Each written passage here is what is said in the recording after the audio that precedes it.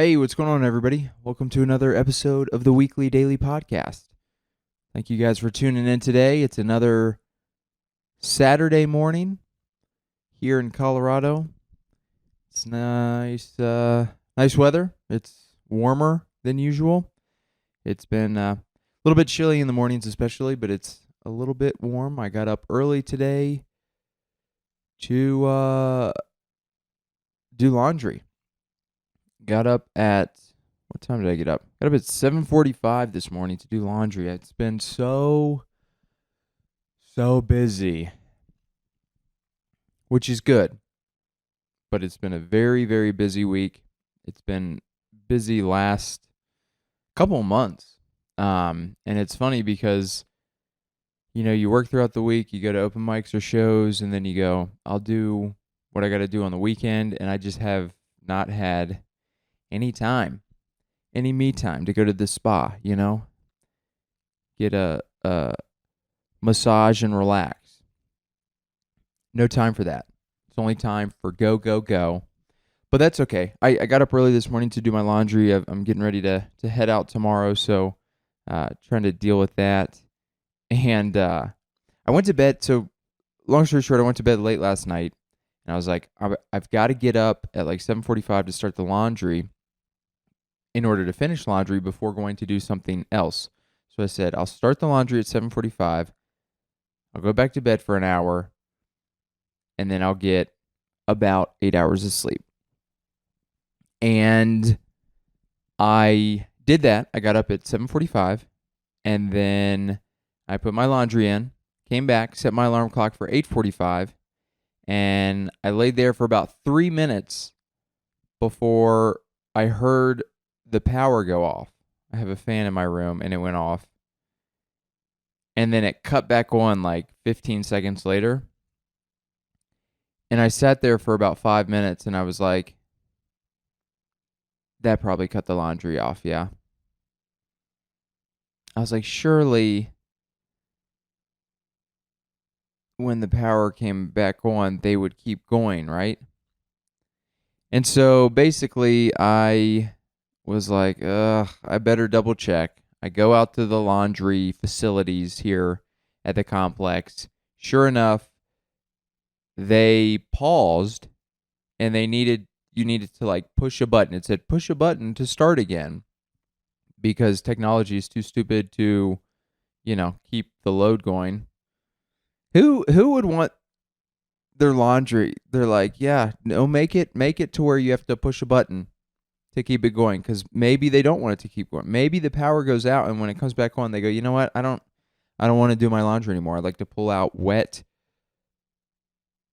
clothes that are soaked with soap that spun for 5 minutes. You go, you know what? Let me get no, keep it going. What are you doing?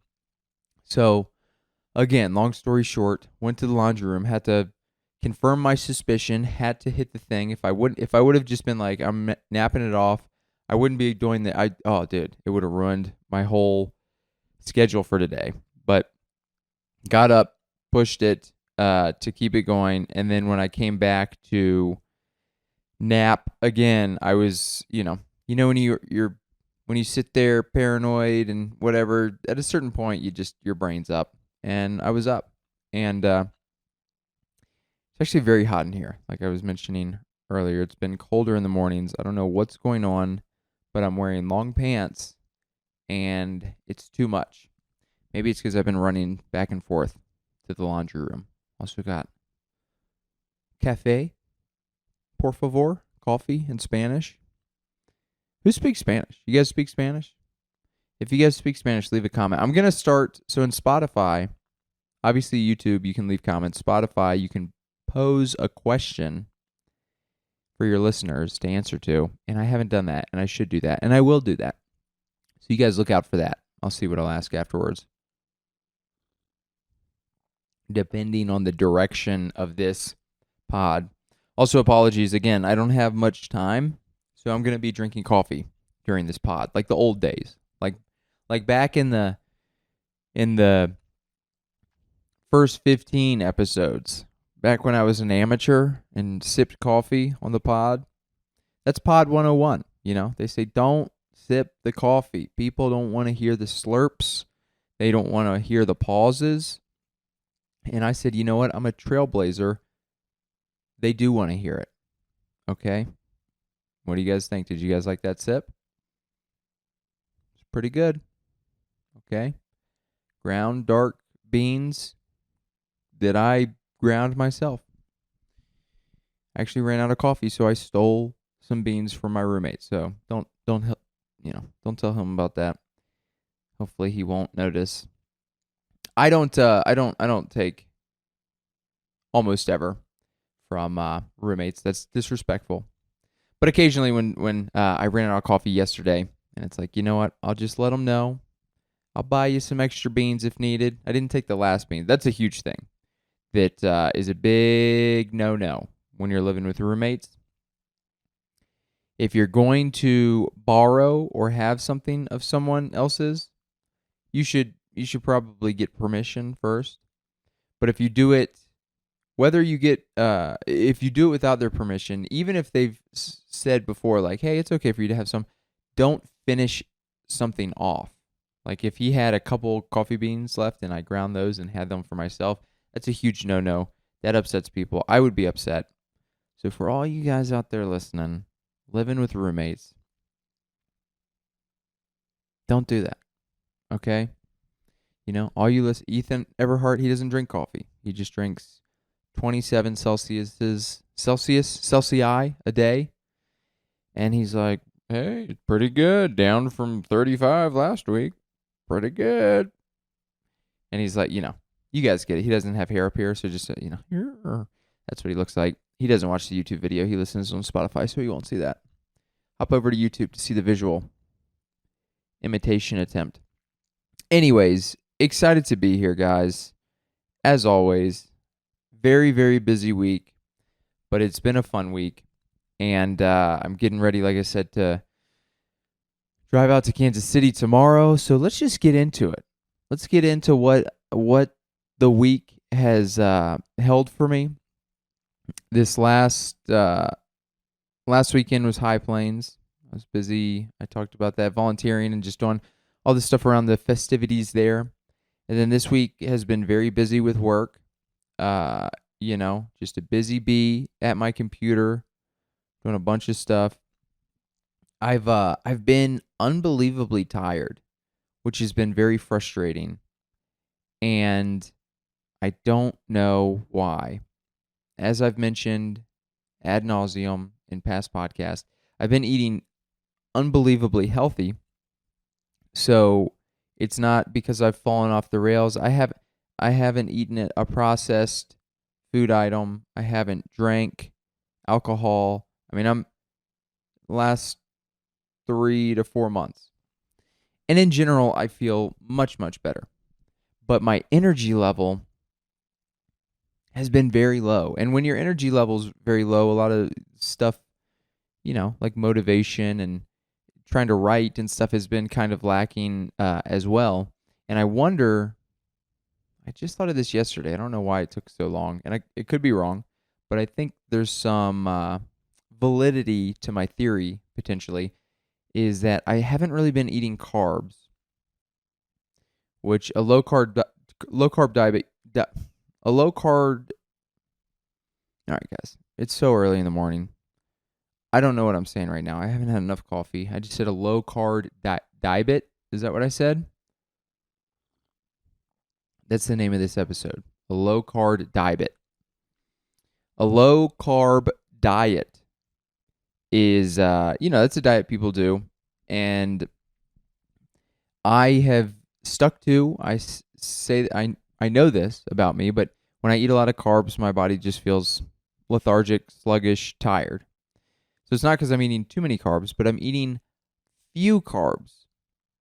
And the carbs are coming from basically vegetables, and I'll throw I'll do a lot of hamburgers, and I'll throw a few oats in the hamburgers. And literally that's essentially it. But I wonder because if you do no carbs, your body eventually switches over to ketosis. That's the keto diet. And then your body starts burning fat for fuel instead of carbs for fuel. So your body should be able to adjust and get the energy back. But I kind of wonder if from eating a decent amount of vegetables and having a few, it's not a lot of oats, but just like some oats, that if I'm kind of finding myself in the middle ground where my body isn't going fully over to ketosis because I'm having some carbs, but then I'm not having enough carbs to give me energy. So maybe my body's out of whack like that. So this morning, 20 minutes ago, I just ate oatmeal, half a cup of oatmeal, some peanut butter, some honey, organic. Still, pretty scary to put that in my diet. But, oatmeal's a lot to eat if it's real thick. When it's just oats and peanut butter, I'll eat it. That's usually what I eat. But I was trying to get it down quick so I could record the pod. So a little honey in there, slurp it down. Anyways, we'll see. Check back in next week. I'll let you know. I'll give you an update on did the oatmeal work for old Benny boy. But that has been a frustrating thing over the last week or two. Also, just being very busy. It could totally be like just being super busy and my body just being a little bit run down in general. Again, as we switch the seasons, I've talked about it with like mentally takes a little bit for my brain to adjust. And I think the mental aspect of that also translates into some physical symptoms maybe as well. Like if my brain is kind of like, oh, I don't want to go to fall and I don't like it, my physical body might be like, we agree with you, brain. Because at the end of the day, my brain is the master of my body and it is the president of the United States of my limbs. And the United States of my limbs. They're pretty united. They're like on different sides. Your limbs are kind of like the political parties, They're on they're on different sides of the spectrum, left and right side of the body, but they got to like come together to like do tasks and stuff. But sometimes sometimes my limbs will fight. They do. Sometimes my legs will fight my arms. Sometimes my arms will fight my arms. Sometimes, and this is all made up by the way, but sometimes my ears start moving and we'll try to, they'll really feels like they hate each other. Speaking of ears, I've been, like I said, I haven't written that much good stuff. I've been trying to write some. I got to get back on a routine. Haven't written, honestly, I felt like a couple months ago I was on a creative high where I just like felt connected to, I just felt like I was writing a lot and it was productive writing, where I was getting a lot out of the writing sessions. I was writing a lot of jokes, and whether they were great jokes or not, it was in the structure or format of joke writing.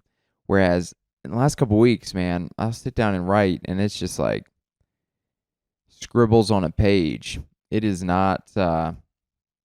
It hasn't felt productive. That, by the way, that's obviously the process of writing, and a lot of things in general in life. It's just like you just got to keep doing it. It's not always going to be perfect,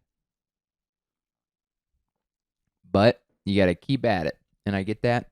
I respect that. I'm okay with that. But I'm trying to go back to, circle back around to busting my eardrum and kind of maybe doing a story, tell that in a story format rather than, I used to have it in a joke about being a lifeguard. It was a little very tiny piece and it wasn't that funny, but the story as a whole, as far as what happened, it's, I think, interesting and there's multiple parts to it, and I think I can make it into a story. So I'd like to revisit that. I just went on a tangent when I made up pretending that my ears were fighting, which, as a podcast, you try to be entertaining.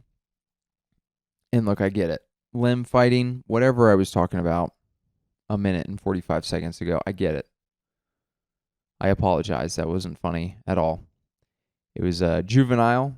And, you only grow as a podcaster by getting through segments like that, where you got to look yourself in the mirror and you said, did you say that? Did you say that on a recorded audio for the entire internet to see? What are you, stupid? Do you know how big the internet is? Do you know how many, 7 people are going to hear that? And they're going to have judgments. Judgments. Dude, I cannot speak today. Woo, man. It is early. I stayed up late last night. Let's talk about this week in comedy. I usually, I've been trying to start out not comedy wise, but I'm going to get through the comedy stuff and then we'll ramble on other stuff as we go through. But last weekend, High Plains, Monday and Tuesday, did some open mics, trying to work through some new stuff. And then Wednesday through Friday, today is Saturday morning. Wednesday through Friday, I had shows. Wednesday, I did a show at good buddies, kind of local show. Josh Donahue, sweetheart of a dude, runs a show at a very fun show at a brewery. I think it's not a brewery. It's an interesting spot. It's up in Park Hill area of Denver, north of City Park, if you're familiar with Denver. It's called Ephemeral Brewing. So maybe it is a brewery. But it's an interesting setup. It's in a very residential area, first off. And there is a bar, but it's like a little, not a grocery store, but like a little, what do you call a place that has just some supply? Very limited, but a little, I wouldn't classify it. Maybe a bodega would be but it's not a bodega. But anyways, they have alcohol, but they also have some basic supplies. And it's a monthly show he runs there. And it was very fun. It was pretty filled out, probably, I don't know, maybe 40-ish people. But they were there to see comedy. They cut the lights out, had the spotlight, and it was great. I went up, I did a 10-minute spot there, went up first after the host, which, honestly, I've talked about it before. Sometimes it's easy to be like, oh, I want the hot spot. In the past, I thought like that. I was very juvenile with my comedy. I was like, give me the best spot. My jokes work best when the crowd is the best. I don't know why I spoke like that, but I've started to try and not even try, just totally embrace any spot that I'm in. I mean, I don't care what spot I'm in, but if someone needs to go in the first spot, I'm happy to do it and happy to host as well. That's kind of that's a spot earlier than the first spot technically, but it was very fun. I felt very good, loose, goofy, silly. Went up there, and I feel like I brought that energy to the crowd, and I felt really good about it. And I'm starting to feel more and more. I've talked about it before with the diet and kind of how I felt in the past and why I hopped on the diet in the first place, but I didn't feel sharp or goofy or silly or mentally clear 6 months ago when I was not eating well and wasn't looking out for my best interest in my health. So it feels good to be getting back to a more consistent place where I'm feeling comfortable in the moment and in control. I mean, that you can totally feel a difference. Like when you first start comedy, before you go on stage, or not before you start, but like when you first start. So when you're early on, you don't really have the skill set. You're just nervous. Okay, before they call you up, you're running through your jokes in your head. Your jokes aren't even funny, but you're running through them. You have just the jokes in the beginning. So like if you go up and anything happens, like if the crowd is just watching and laughing, that's all you had. You're like, please just do that. Or, I mean, maybe they're not even laughing that much, but like they're just attentively watching. That's all you can do. If anything happens, if somebody starts heckling you, if a situation happens, if somebody drops a glass in the bar or brewery or venue. If you like fumble over a joke and completely blank out, like in the beginning, you have no ability. I had no ability to pivot. And that's a skill set that you learn over time, with repetition, but also, it's not just reps. It's, you really got to like work through it and understand. And I mean, there's a bunch of elements to it. With that said, on Wednesday, was a good example of getting closer to just a feeling that I'm having more often, where before you go up, you just feel at peace and in control. And what that translates to is just the confidence on stage where you go, hey, I've got the jokes, but no matter where this crowd goes with it, if they're into the jokes, if they're not, if I need to talk to them a little bit, I'll figure it out, and I'm comfortable in whatever path I need to take, which is a very good feeling. Obviously, that's kind of just the feeling of being in control and being in charge on stage. Now, that's not I'm still trying to work towards getting that happen basically every time, but it's definitely been more consistent. And obviously, it depends on the venue or the spot that you're in. There's a bunch of different factors. Like if you're doing a club, if you're doing a shorter set and it's just like a club set and you're just on the jokes, if you're doing a comedy competition, there's a bunch of different scenarios where maybe you do feel a little bit more of the nerves of like, I just have to do this one path and I can't really pivot. And so it can make it a little bit more challenging in certain situations. But for the most part, like if you're doing a local show or especially if you're doing like a longer set, it's a lot easier for me, and I feel like I've gotten a lot better at being in that right state of mind, that right frame of mind, to just go out there and perform your best, I guess. But that was good on Wednesday. That was a fun show. Had a good time. Tried. There's a joke or two that I've added a new punchline or tag to. Not like a new joke, older joke that I've kind of switched some stuff out. But I'm excited about that. Because we've all got, if you're a comedian, you've got jokes out there that you're like, these are pretty good, but I need to switch maybe one thing or change one thing to like make it fully complete. And I feel like I did that with the joke or two, so that was nice to be able to do them there. And then Thursday, I went the Colorado Springs Comedy Festival started, I guess technically on Wednesday as well, but my first show I did on Thursday. And then I also did my second show last night at Looney's Comedy Corner, Comedy Club in Colorado Springs. Very fun room, very fun people, very fun shows. And I'll tell you what, the show on Thursday was pretty interesting. And I'll take you guys through it. My battery here is pretty low, and if it cuts out and doesn't save any of this, then I will burn my apartment to the ground. That would be infuriating. But knock on wood, fingers crossed. Whatever other things that people say to hopefully not have things bad happen, say them. It should be fine. But Thursday, show at Looney's. They had two shows. I did the 7:30 show. They also had a later show that night as well. Pretty decent sized crowd. I mean, it was 100 plus people, and I think it was like the host and then two people and then me. So I was like third after the host, and I was excited for it. We're all doing 8 minutes, and the host goes up. Thad B, Colorado Springs comic, also a sweetheart. A lot of sweethearts. A lot of very nice, cool people. That's, it's easy to complain about this and that, but it's like at the end of the day, there's a lot of very nice people. But he was hosting. He was like a minute into his host set.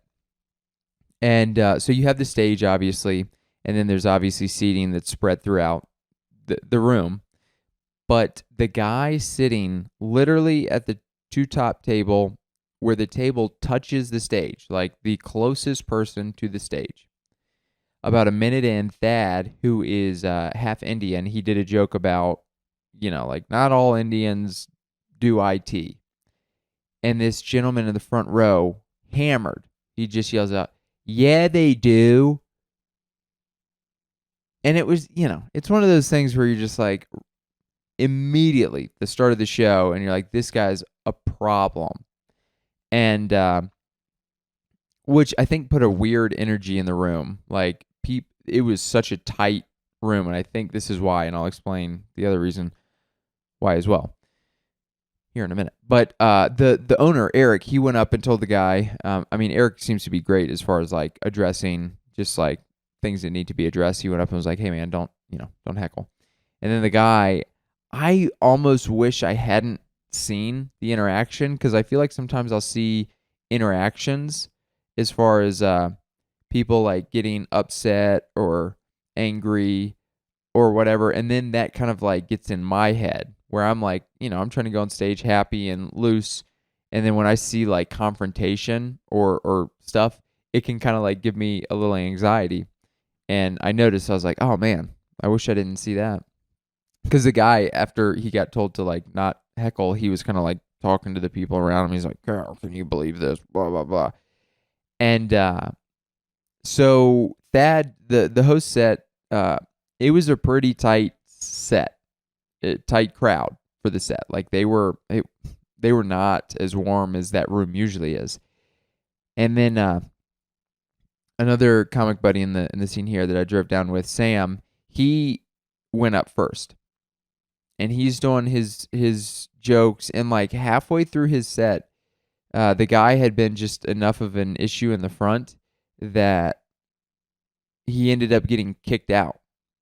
And so they asked him to leave, and then he gets up, and he was at a two-top. I thought he was there with his wife, because there's a blonde lady beside him, and I was sitting in the back, looking on. So I just figured he was there with his wife or his girlfriend or whoever, a lady who has blonde hair.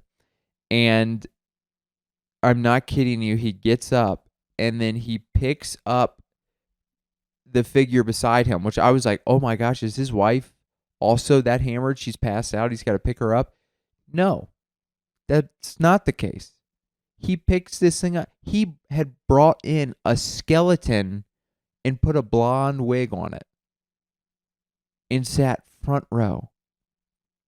So he picks up this skeleton that he had brought into the comedy club, and he slow walks. He has to walk through the entire crowd to get out of there.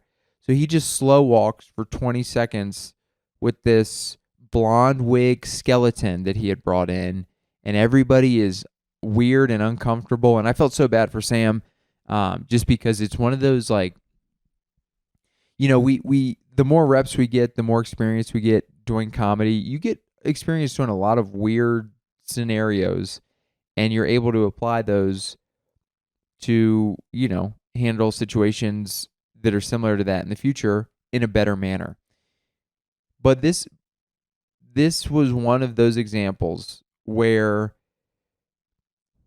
it just sometimes a crowd is weird and something even weirder happens, and it's just like, there's almost nothing you can do. And I talked to Sam about it afterwards on the drive up, and he was like, yeah, I just didn't have them on my side to then be able to break the tension from what was going on, which is true. I think if he had them on his side and then that happened and he were to like address it in a funny way, I think he could have gotten out of it.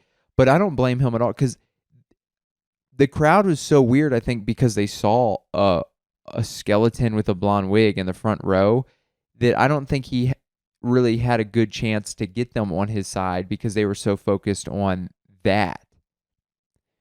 So it was just one of those tough situations where it's like, dang, I don't know what you could do. But basically the crowd was kind of weird for a little bit. Like Sam did his thing, and then another comic went up, and then I went third. And it was like, it was okay. It was, a lot of shows are much worse, so I don't want to complain. It was at a club. There's over 100 people. It's still very fun. But it was interesting to see the crowd just be like real weirded out about that, and it felt like it carried on a little bit. But then after me, it started to pick up a little bit. So all in all, it was still a very fun show, just a very interesting scenario that I've never seen or kind of had to see someone deal with, where someone had brought a skeleton with a wig on. I mean, it was pretty interesting. But that was Thursday night, and then I went back down last night for the second night of the fest, or for my second night, and did another showcase at 7:30. They also had two shows, so I did the early show. Again, 8 minutes. It was 8 or 9 comics, showcase style. Went up second after the host. It was a sold out show. I mean, cram packed, like barely room for the comics to kind of like stand in there. So much. I'm pretty sure they're filming all the sets for the festival.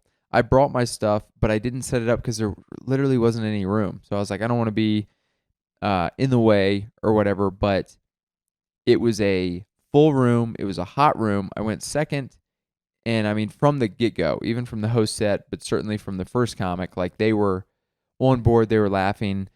So hopefully I can get that tape. It was a very fun time. I had a good time. After that, went to another show in Colorado Springs and did 15 minutes at like a local show. That was a little bit different vibe. It went from sold out club, hot room to kind of more of an open mic feel. But appreciate the spot from the guy who runs the show. Honestly, you could tell he was as I have been in the past. I get the feeling because I've produced shows where there maybe you just don't get that many people out, and you just kind of have that anxious energy. But I told him, I said, dude, it's fine. I've done shows like this plenty. And honestly, it's good to do shows like that where it's kind of, you're better not doing jokes and kind of just talking to people. And honestly, that's a good muscle to flex every once in a while because, sometimes you're going to have to do that, whether it's not many people in the crowd or, I mean, you hear people talk about it all the time at like corporate events or events where maybe there are a lot of people, but people aren't really paying attention. So the only way you can connect with people is really trying to just like talk to some people and really get to know them, be a real person, and have them kind of get focused in, and then maybe you can go into some jokes. But it's good to have those.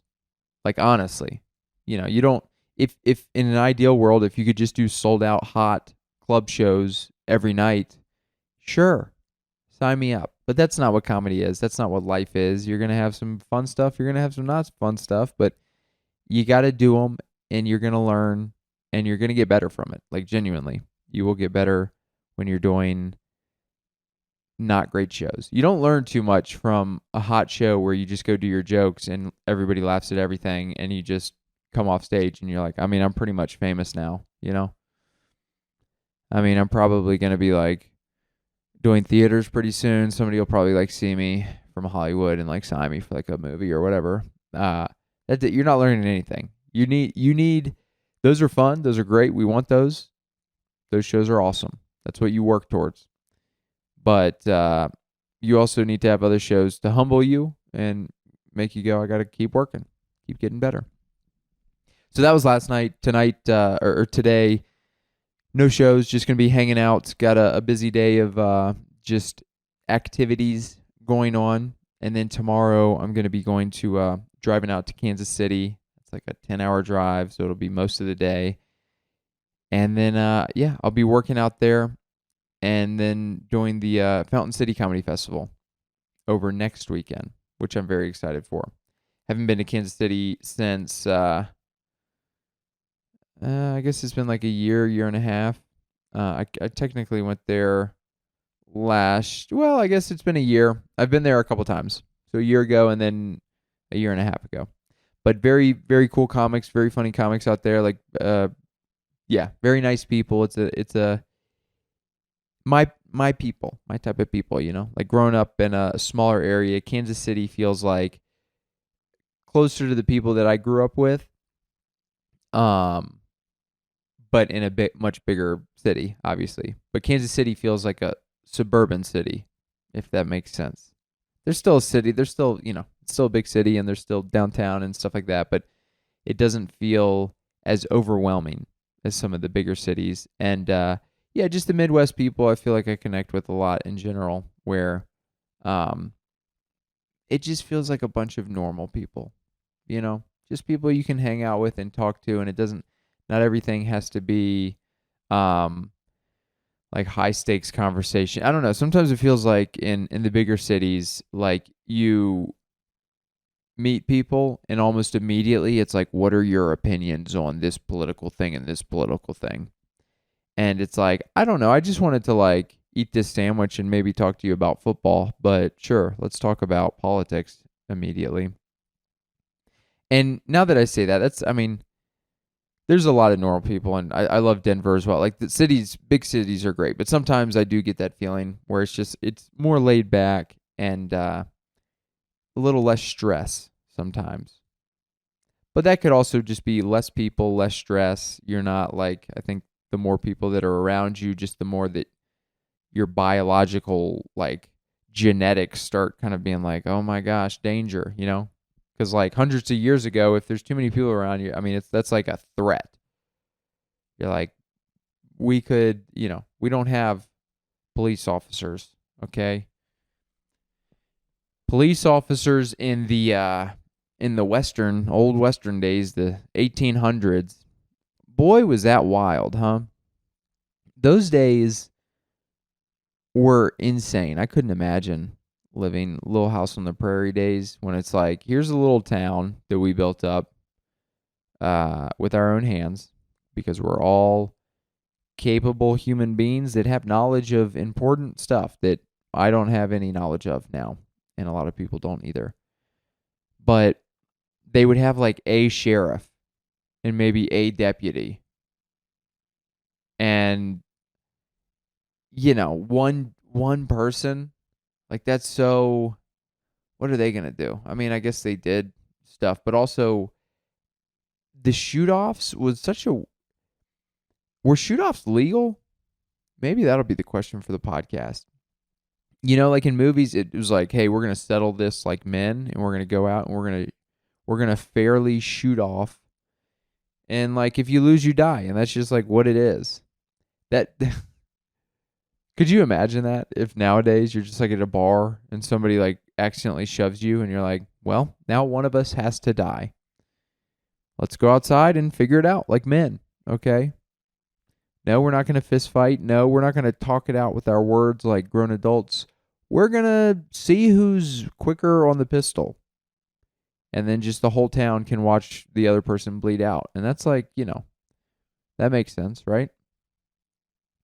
I never, that would be insane. I would have been a very anxious person. Just walking around at all times. Any confrontation, you're like, oh, is this going to be the one? Is this confrontation going to lead to a shoot off? I would just run. What do you do if you bail on a shoot off? If someone challenges you to a shoot off and you're like, you just run, or you're like, oh no, thank you. Does that, I mean, I assume that just means like people don't respect you as much or whatever. They're like, but it's like, fine, don't respect. I'm still living. So disrespect me for still having my life around.